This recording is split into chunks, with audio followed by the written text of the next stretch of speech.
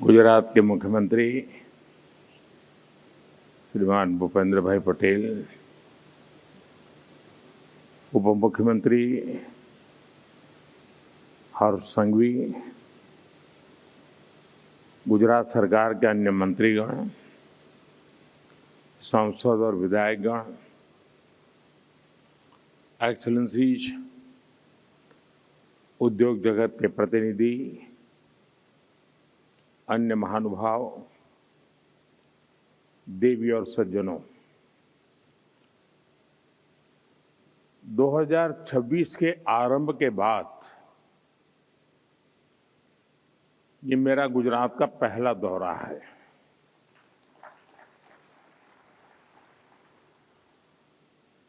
और सुखद इसलिए भी है क्योंकि 2026 की मेरी यात्रा सोमनाथ दादा के चरणों में सर झुका करके हुई है।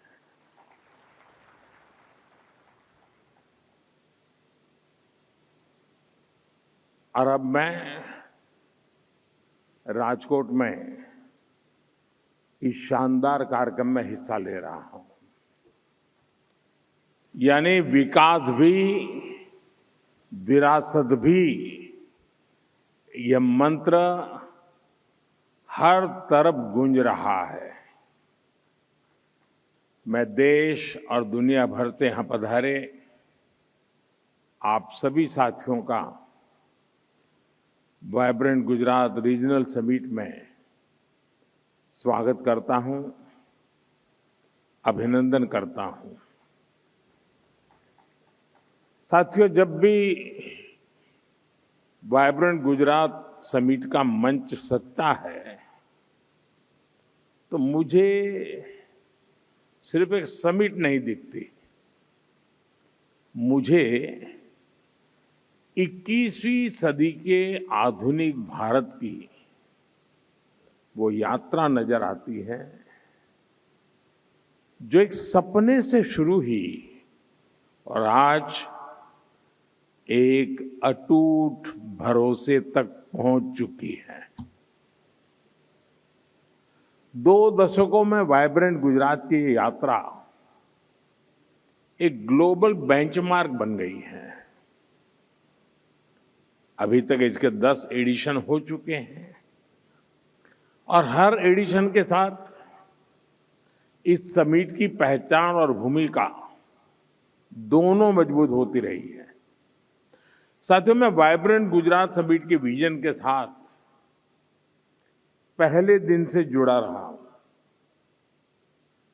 शुरुआती दौर में हमारा मकसद था कि गुजरात के सामर्थ्य से दुनिया परिचित हो,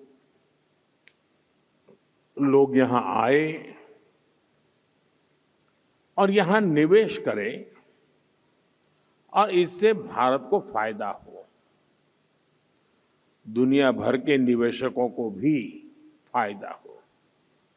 लेकिन आज ये समिट इन्वेस्टमेंट से भी आगे बढ़कर ग्लोबल ग्रोथ, इंटरनेशनल कोऑपरेशन और पार्टनरशिप का एक मजबूत प्लेटफॉर्म बन गई है।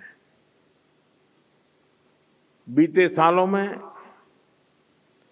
ग्लोबल पार्टनर्स की संख्या लगातार बढ़ती गई है और समय के साथ ये समिट इंक्लूजन का भी बहुत बड़ा उदाहरण बन गई है। यहां कॉरपोरेट ग्रुप के साथ साथ कोऑपरेटिव्स, एमएसएमईज, स्टार्टअप, मल्टीलेटरल और बायलेटरल संगठन, इंटरनेशनल फाइनेंशियल इंस्टीट्यूशंस सभी एक साथ संवाद करते हैं, चर्चा करते हैं। गुजरात के विकास के साथ कंधे से कंधा मिलाकर चलते हैं।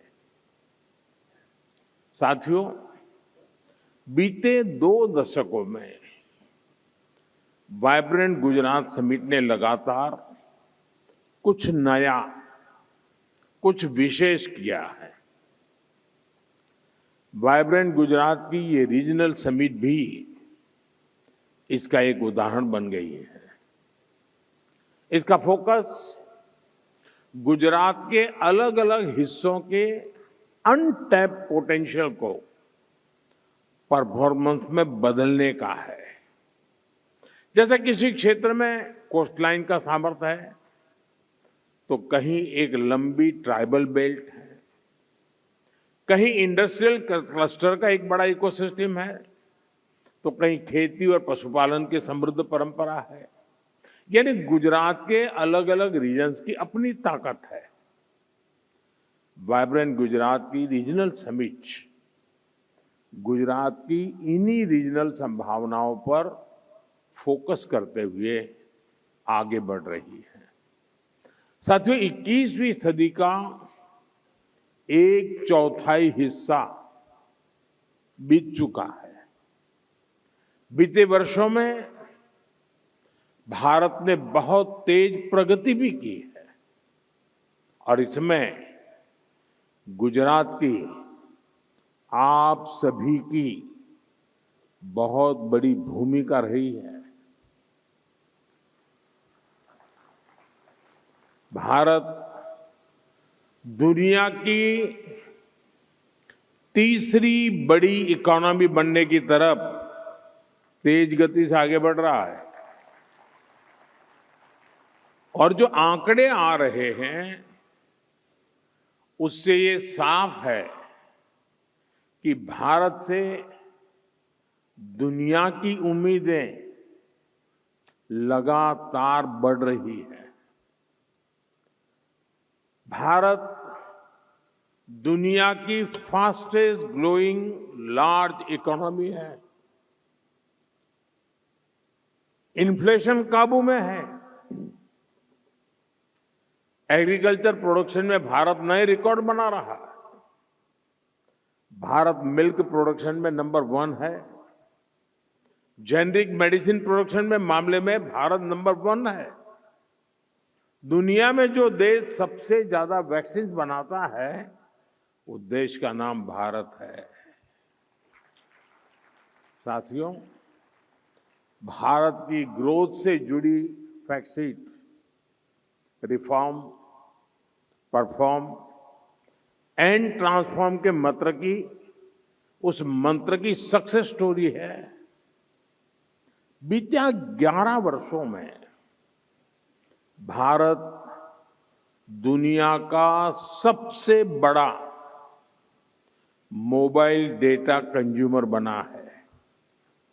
हमारा यूपीआई दुनिया का number 1 real time digital transaction platform बना है। कभी हम 10 में से 9 मोबाइल बाहर से मंगाते थे। आज भारत दुनिया का दूसरा सबसे बड़ा मोबाइल मैन्युफैक्चरर है।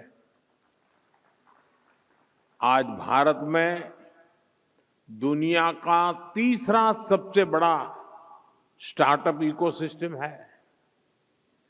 सोलर पावर जनरेशन के मामले में भी टॉप 3 देशों में से भारत एक है। हम तीसरे बड़े एविएशन मार्केट है और मेट्रो के मामले में भी हम दुनिया में टॉप 3 नेटवर्क में शामिल हो गए हैं। साथियों, आज हर ग्लोबल एक्सपर्ट, ग्लोबल संस्थाएं भारत को लेकर बुलिश है। आईएमएफ भारत को ग्लोबल ग्रोथ का इंजन बताता है। एसएनपी 18 इयर्स के बाद भारत की रेटिंग अपग्रेड करती है। फिच रेटिंग भारत की मैक्रो स्टेबिलिटी और फिस्कल क्रेडिबिलिटी इसकी प्रशंसा करती है।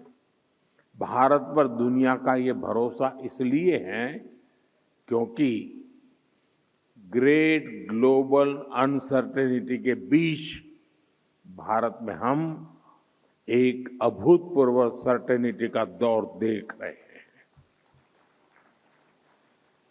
आज भारत में पॉलिटिकल स्टेबिलिटी है, पॉलिसी में कंटिन्यूटी है, भारत में न्यू मिडिल क्लास का दायरा बढ़ रहा है, उनकी परचेजिंग पावर बढ़ रही है और इन फैक्टर्स ने भारत को असीम संभावनाओं का देश बना दिया है। मैंने लाल किले से कहा था, यही समय है, सही समय है। देश और दुनिया के हर निवेशक के पास इन संभावनाओं का लाभ उठाने का यही समय है, सही समय है। और वाइब्रेंट गुजरात रीजनल समिट भी आप सभी इन्वेस्टर्स को यही संदेश दे रही है। सौराष्ट्र कच्छ में निवेश का यही समय है, सही समय है। साथियों, आप सभी जानते हैं, सौराष्ट्र और कच्छ ये गुजरात के वो क्षेत्र हैं जो हमें सिखाते हैं कि चुनौती चाहे कितनी ही बड़ी क्यों न हो, अगर ईमानदारी से, मेहनत से डटे रहा जाए तो सफलता जरूर मिलती है। ये वही कच्छ है जिसने इस सदी की शुरुआत में भीषण भूकंप झेला था। ये वही सौराष्ट्र है जहां वर्षों तक सूखा पड़ता था। पीने के पानी के लिए माताओं बहनों को कई कई किलोमीटर चलकर जाना पड़ता था। बिजली का कोई ठिकाना नहीं था। हर तरफ मुश्किलें ही मुश्किलें थी। साथियों, आज जो 20-25 साल के नौजवान हैं, उन्होंने उस दौर की सिर्फ कहानियां सुनी हैं। सच्चाई ये थी कि लोग कच्छ में, सौराष्ट्र में लंबे वक्त तक रहने के लिए तैयार नहीं होते थे। उस कालखंड में लगता था कि स्थितियां कभी भी नहीं बदलेगी, लेकिन इतिहास साक्षी है, समय बदलता है और जरूर बदलता है। सौराष्ट्र कच्छ के लोगों ने अपने परिश्रम से अपना भाग्य बदल दिया है। साथियों, आज सौराष्ट्र और कच्छ सिर्फ अवसरों का ही क्षेत्र नहीं है, बल्कि एक क्षेत्र भारत की ग्रोथ का एंकर रीजन बन चुका है। ये रीजन आत्मनिर्भर भारत अभियान को गति देने वाला बहुत बड़ा सेंटर बन रहा है। भारत को ग्लोबल मैन्युफैक्चरिंग हब बनाने में सौराष्ट्र और कच्छ की बहुत बड़ी भूमिका है और ये भूमिका मार्केट ड्रिवन है और यही बात इन्वेस्टर्स के लिए सबसे बड़ा भरोसा बनती है। यही राजकोट में ही 2.5 लाख से अधिक एमएसएमईज हैं।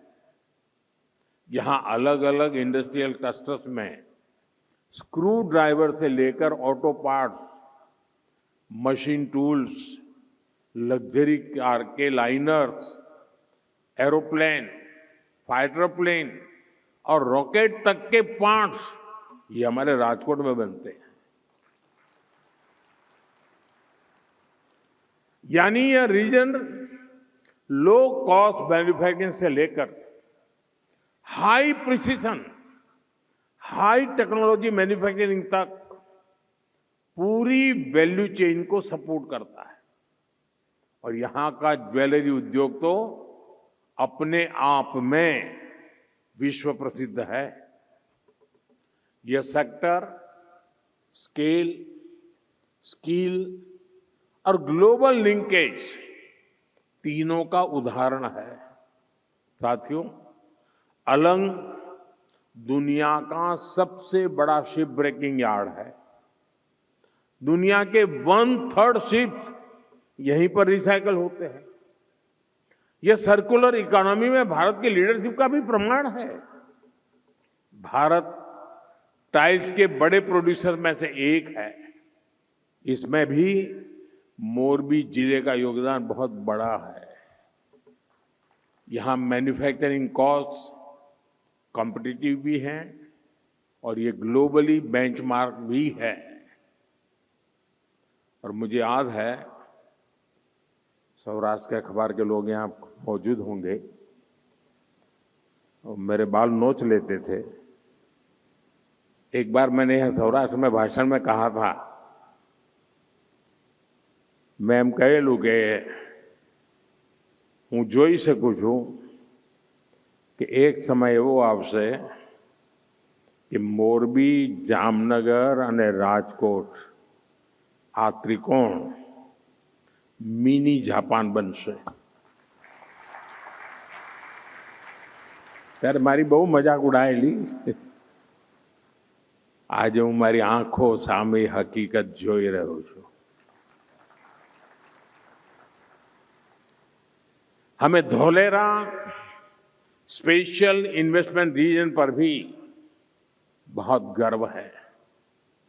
आज ये शहर मॉडर्न मैन्युफैक्चरिंग का बहुत बड़ा केंद्र बन रहा है। धोलेरा में भारत की पहली सेमीकंडक्टर फैब्रिकेशन फैसिलिटी तैयार हो रही है।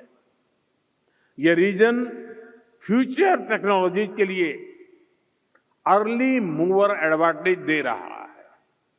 यानी आपका इन्वेस्टमेंट बढ़ाने के लिए इस क्षेत्र में जमीन पूरी तरह तैयार है। इंफ्रास्ट्रक्चर रेडी है, पॉलिसी प्रेडिक्टेबल है और विजन लॉन्ग टर्म है। साथियों, सौराष्ट्र और कच्छ भारत की ग्रीन ग्रोथ का, ग्रीन मोबिलिटी का और एनर्जी सिक्योरिटी का भी एक बड़ा हब बन रहा है।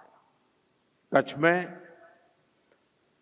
30 गीगावाट कैपेसिटी का रिन्यूएबल एनर्जी पार्क बन रहा है। ये दुनिया का सबसे बड़ा हाइब्रिड एनर्जी पार्क होगा। आप कल्पना कर सकते हैं, यह पार्क पेरिस सिटी से भी 5 गुना बड़ा है। यानी इस क्षेत्र में क्लीन एनर्जी एक कमिटमेंट के साथ साथ कॉमर्शियल स्केल रियलिटी भी है। आप सभी ग्रीन हाइड्रोजन के पोटेंशियल से परिचित हैं। भारत में इस दिशा में अभूतपूर्व स्पीड और स्केल पर काम चल रहा है। यहां कच्छ और जामनगर ग्रीन हाइड्रोजन प्रोडक्शन के बड़े केंद्र बन रहे हैं। कच्छ में एक विशाल battery energy storage system BESS भी स्थापित किया जा रहा है। यानी रिन्यूएबल एनर्जी के साथ ग्रिड स्टेबिलिटी और रिलायबिलिटी भी एंश्योर की जा रही है। साथियों, कच्छ और सौराष्ट्र का एक और बहुत बड़ा सामर्थ्य है, यह रीजन भारत के वर्ल्ड क्लास पोर्ट से लेस है। भारत के एक्सपोर्ट का बहुत बड़ा हिस्सा यहीं से गुजरता है। पीपावाव और मुंद्रा जैसे पोर्ट्स भारत के ऑटोमोबाइल एक्सपोर्ट्स के मेजर हब बन चुके हैं। पिछले वर्ष गुजरात के पोर्ट से करीब 2.25 लाख व्हीकल्स एक्सपोर्ट हुए हैं। लॉजिस्टिक्स ही नहीं, यहां पोर्ट लेड डेवलपमेंट के हर एस्पेक्ट में इन्वेस्टमेंट की अनंत संभावनाएं हैं। इसके साथ ही गुजरात सरकार फिशरीज सेक्टर को भी विशेष प्राथमिकता दे रही है। फिशरीज इंफ्रास्ट्रक्चर पर यहां बड़े पैमाने पर काम हुआ है। सी फूड प्रोसेसिंग से जुड़े इन्वेस्टर्स के लिए यहां स्ट्रांग इकोसिस्टम तैयार है। साथियों, इंफ्रास्ट्रक्चर के साथ साथ इंडस्ट्री रेडी वर्कफोर्स आज सबसे बड़ी आवश्यकता है और गुजरात इस मोर्चे पर इन्वेस्टर्स को पूरी सर्टेनिटी देता है। यहां एजुकेशन और स्किल डेवलपमेंट का इंटरनेशनल इकोसिस्टम मौजूद है। गुजरात सरकार की Kaushal skill university future ready skill में युवाओं को तैयार कर रही है। ये ऑस्ट्रेलिया और सिंगापुर की यूनिवर्सिटी के साथ कोलैबोरेशन में काम कर रही है। नेशनल डिफेंस यूनिवर्सिटी भारत की पहली नेशनल लेवल डिफेंस यूनिवर्सिटी है। Gati Shakti university road, railway, airway, waterways और लॉजिस्टिक्स हर सेक्टर के लिए स्किल्ड मैन पावर तैयार कर रही है। यानी इन्वेस्टमेंट के साथ साथ यहां टैलेंट पाइपलाइन भी एश्योर्ड है। आज ढेर सारी फॉरेन यूनिवर्सिटीज भारत में नए नए अवसर देख रही है और गुजरात उनके लिए प्रिफर्ड डेस्टिनेशन बन रहा है। गुजरात में ऑस्ट्रेलिया की 2 प्रमुख यूनिवर्सिटीज अपने कैंपस शुरू कर चुकी है। आने वाले समय में यह संख्या और बढ़ने वाली। साथियों, गुजरात में नेचर भी है, एडवेंचर भी है, कल्चर भी है और हेरिटेज तो है ही है।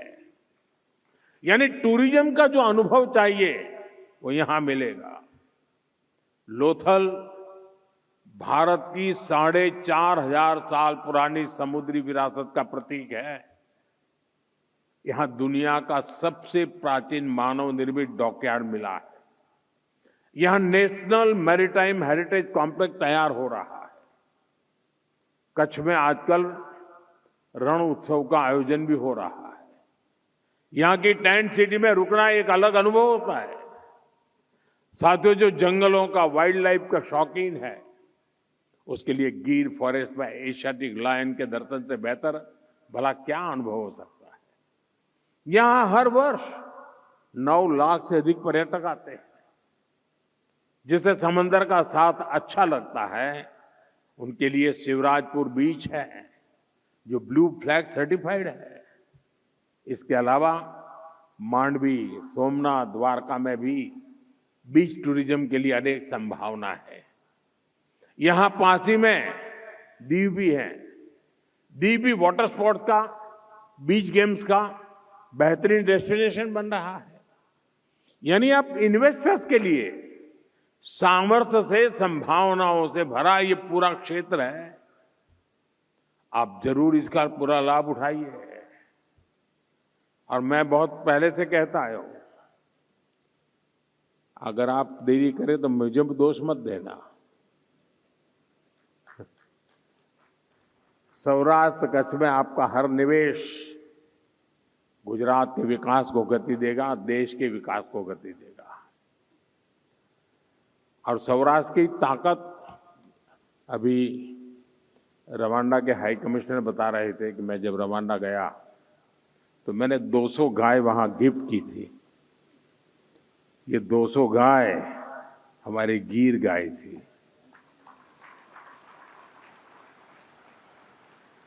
लेकिन उसकी एक विशेषता है, जब हमने 200 गाय दी वहां की ग्रामीण इकोनॉमी के लिए, तो उसमें एक नियम है कि गाय तो आपको देंगे, लेकिन उसकी जो पहली बछड़ी होगी वो आपको वापस देनी होगी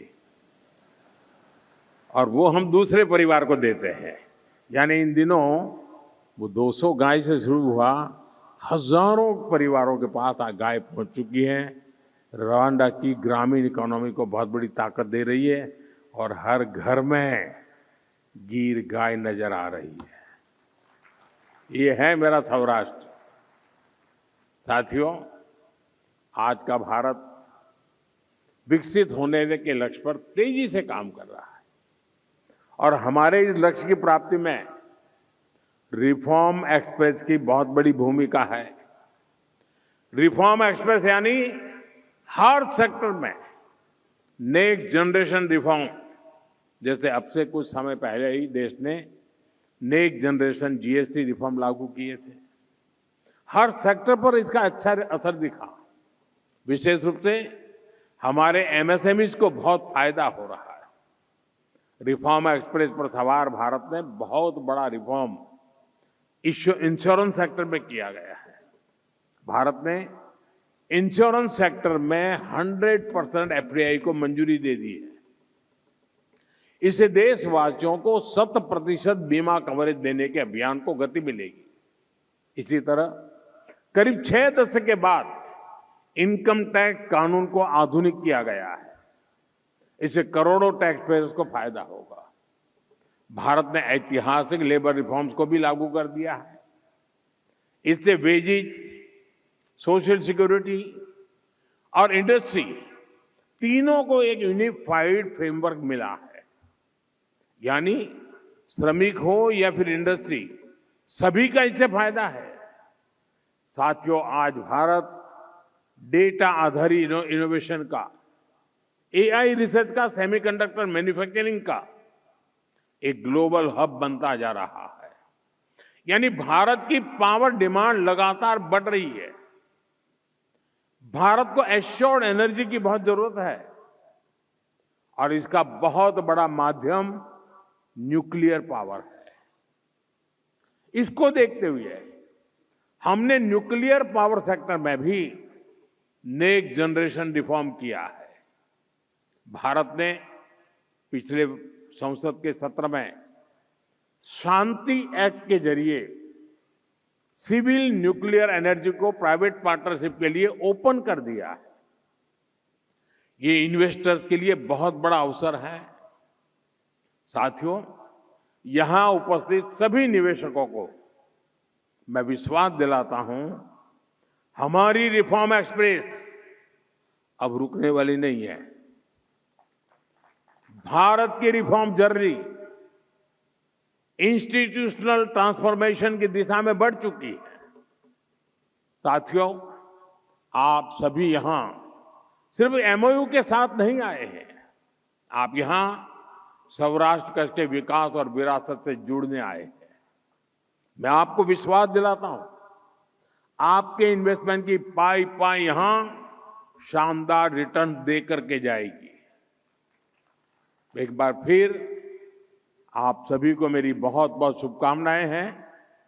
मैं गुजरात सरकार को, गुजरात की टीम को भी उनके इस प्रयासों के लिए उनकी सराहना करता हूं, बहुत बहुत बधाई देता हूं। 2027 में शायद उनका वाइब्रेंट समिट होगा। उसके पहले ये रीजनल समिट एक अच्छा प्रयोग हो रहा है और मुझे खुशी हो रही है कि जिस काम को शुरू करते समय मुझे काम करने का अवसर मिला था, आज जब मेरे साथियों के द्वारा उस तक का विस्तार हो रहा है, उसको नई ऊर्जा मिल रही है, तो आनंद अनेक गुना बढ़ जाता है। मैं आपको बहुत बहुत बधाई देता हूं, बहुत बहुत शुभकामनाएं देता हूं। धन्यवाद।